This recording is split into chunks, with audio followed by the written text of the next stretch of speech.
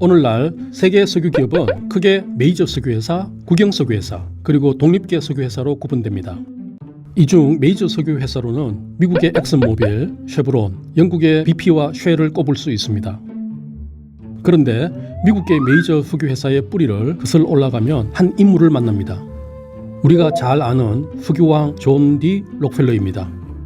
그의 스탠다드 오일은 이들 메이저의 조상격입니다.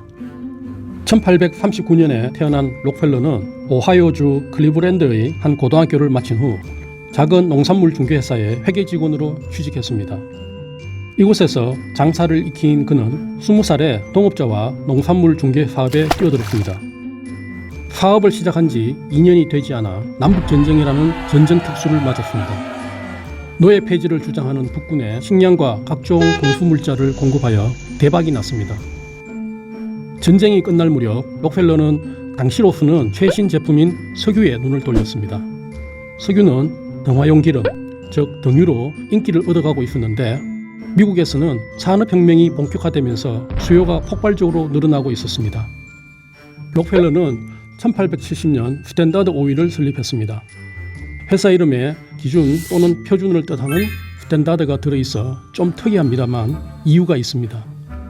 석유가 막 사용되기 시작한 당시에는 품질이 좋지 않은 불량 등유가 넘쳐났습니다. 석유 램프가 사용 중에 폭발하거나 불이 나는 사고가 다반사였습니다. 록펠러는 자기 회사 등유는 이런 일이 발생하지 않게 기준에 맞춰 만들었다는 의미로 스탠다드를 사용했다고 합니다. 그만큼 등유 품질에 자신이 있었던 것입니다. 록펠러는 농산물 중개 사업을 통해 알게 된 열차 수송비의 허점을 파고들어 성공할 수 있었습니다. 이 무렵 미국에서는 철도가 경쟁적으로 건설되면서 철도 회사들은 수송 물량 확보에 골몰했는데요. 록펠러는 석유 생산지와 소비지를 운행하는 철도 회사의 수송 물량을 전량 독점 계약하면서 운임을 대폭 할인해 줄 것을 요구했습니다. 수송 물량 확보가 절실했던 철도 회사에게는 할인이 나쁘지 않은 제안이었지만 경쟁 석유 회사에게는 치명적이었습니다. 록펠러의 4차 독점으로 석유를 수송하지 못한 석유 생산지에서는 석유 가격이 폭락한 반면 석유를 구하지 못한 소비지에서는 가격이 천정부지로 뛰었습니다. 수송을 장악한 스탠다드 오일은 이 가격차를 노렸던 것입니다. 록펠러는 수송 문제로 어려움에 처한 석유 회사들을 상대로 회사를 넘길 것을 요구했습니다. 회사를 넘기지 않으면 가격 전쟁을 벌여 파산시키고 채권단이 이 회사를 경매에 내놓으면 아주 싼 가격에 사들였습니다. 그런데 록펠러는 가격 전쟁을 시작하기 전에 경쟁 회사에게 자기 회사의 회계장부를 보여주면서 막대한 자금력과 탄탄한 재무 상태를 과시하고는 순순히 항복할 것을 권했다고 합니다. 이런 과정을 통해 스탠다드 오일은 석유 생산, 수송, 정제, 판매에 이르는 모든 단계의 사업을 통합하는 수직 계열 거대 기업으로 성장했고 12년 만에 미국 석유 산업의 90%를 장악했습니다. 바로 석유 왕국이 탄생한 것입니다.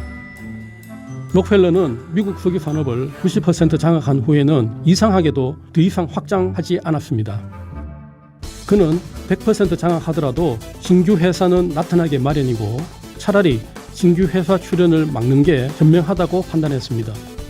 그러니까 석유 가격을 낮게 책정하여 신규 진입을 막음으로써 경쟁자가 나오지 않도록 했습니다. 이를 두고 경쟁보다 독점이 더 효율적이라는 주장이 나오기도 했습니다. 스탠다드 오일은 회사 설립 20년 만인 1890년 도전에 직면했습니다. 오하이오주가 스탠다드 오일의 기업 사냥 행위를 위법으로 보자 록펠러는 이를 인정하는 뉴저지로 회사를 옮겼습니다. 하지만 미국 연방대법원은 1911년 스탠다드 오일을 독점으로 보고 해체하라고 판결했습니다. 이를 계기로 스탠다드 오일은 34개 기업으로 분리되는데 이들 회사들이 오늘날 미국계 메이저 회사의 원형이 됩니다. 뉴저지와 뉴욕주의 스탠다드 오일은 엑슨과 모빌로, 캘리포니아주 스탠다드 오일은 오늘날 쉐브론이 되었습니다. 오늘날 석유 메이저라 불리는 대형 석유 기업들은 석유왕이라고 불리인 존 D 록펠러로부터 시작되었습니다. 그의 족적은 메이저 석유 회사들을 통해 지금까지 이어져 내려오고 있습니다. 저는 다음 시간에도 재미있는 석유 이야기와 함께 찾아뵙겠습니다. 감사합니다.